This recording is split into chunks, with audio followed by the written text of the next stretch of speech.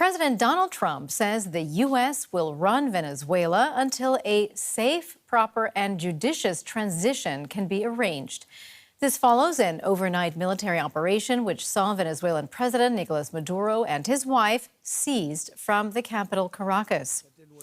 In a press conference following the raid, Trump pledged to reshape the South American nation's infrastructure and oil industry while keeping a U.S. presence on the ground for as long as necessary. He also dismissed the idea of working with Venezuela's exiled opposition leader, María Corina Machado. Maduro's seizure was said to be part of a painstakingly planned attack which saw a number of explosions across Caracas overnight. Well, it's not immediately clear whether the U.S. will become an occupying force or else install a leader approved by Washington.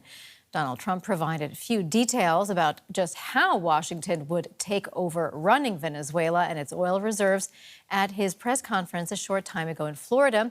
Here is some of what he did say. We're going to run the country until such time as we can do a safe, proper, and judicious transition. So we don't want to be involved with having somebody else get in, and we have the same situation that we had for the last long period of years. So we are going to run the country until such time as we can do a safe, proper, and judicious transition. And it has to be judicious because that's what we're all about. We want peace, liberty, and justice for the great people of Venezuela, and that includes many from Venezuela that are now living in the United States and want to go back to their country. It's their homeland. We can't take a chance that somebody else takes over Venezuela that doesn't have the good of the Venezuelan people in mind. We've had decades of that. We're not going to let that happen. We're there now, and what people don't understand, but they understand as I say this, we're there now, but we're going to stay until such time as the proper transition can take place. So we're going to stay until such time as we're going to run it, essentially, until such time as a proper transition can take place. As everyone knows, the oil business in Venezuela has been a bust, a total bust, for a long period of time. They were pumping almost nothing by comparison to what they could have been pumping and what could have taken place. We're going to have our very large United States oil companies, the biggest anywhere in the world, go in, spend billions of dollars, fix the badly broken infrastructure, the oil infrastructure, and start making money for the country. We're joined now by our correspondent in Washington, D.C., Benjamin Alvarez Gruber, who's been following the story and the press conference for us. Good to see you, Benjamin. So we just heard the U.S. president speaking there and saying that the U.S. is now going to run Venezuela, as he put it. How could that possibly work? So there were also some questions after this press conference that he gave, along with Secretary Hexet, Secretary Rubio, and also the chairman of the armed forces, of the Joint Chiefs of Staff. He said, we're going to run the country. He also said, we are not afraid of boots on the ground. That, of course, raises a lot of questions because there is no bigger U.S. military presence in the country right now. He said that they would stay in the region, would stay vigilant after this operation that happened in the early morning hours between 1 and 2 a.m. But as we just heard him there, it's also something that we refer to over and over again, talking about the oil reserves, about Venezuelan oil. But of course, this is kind of a mixed reactions by many who we have seen the reactions on one side that they're happy that the authoritarian leader Nicolás Maduro was ousted, but on the other side, not sure what this period of rather uncertainty will look like. President Trump said that Marco Rubio, his Secretary of State, spoke to the Vice President of Nicolás Maduro, saying that she would also work with them of, quoting President Trump, make Venezuela great again. But it's not quite clear which role she might play and who might be in this group, the President Trump said, would then govern Venezuela from now on. Benjamin, there are also a lot more details about the capture of Nicolás Maduro and his wife. What stood out for you in these very detailed descriptions?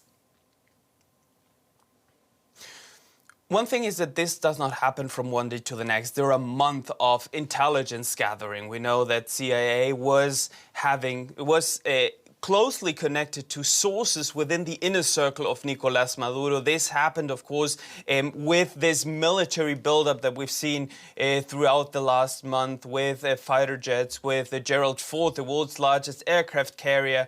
And that's something that was also quite remarkable of hearing about these details of how many aircraft were actually involved. John Kane, the chairman of the Joint Chief of Staff, spoke of 150 aircraft, close coordination.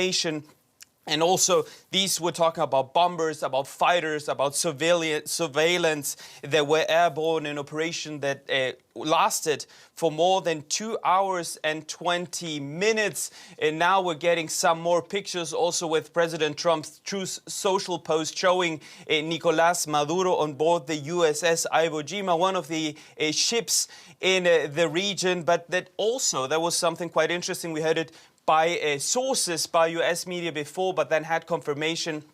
One of the bigger things that they could not control and were actually looking for to give this green light to the operation was the weather in Venezuela, that they had the green light, but they had to wait for the perfect moment of these attack 20 different bases and vessels. And that's some details that also these high-ranking US officials gave, that no US service men were killed. There were some injuries also. One of the helicopters was chartered, but everything could be returned then. So more details by these four officials, not only during this press conference, but also by an interview that President Trump gave to Fox News, where he explained also how Maduro tried to get into a safe in this house that he said looked more than a fortress, but that this team managed to take him out of the country.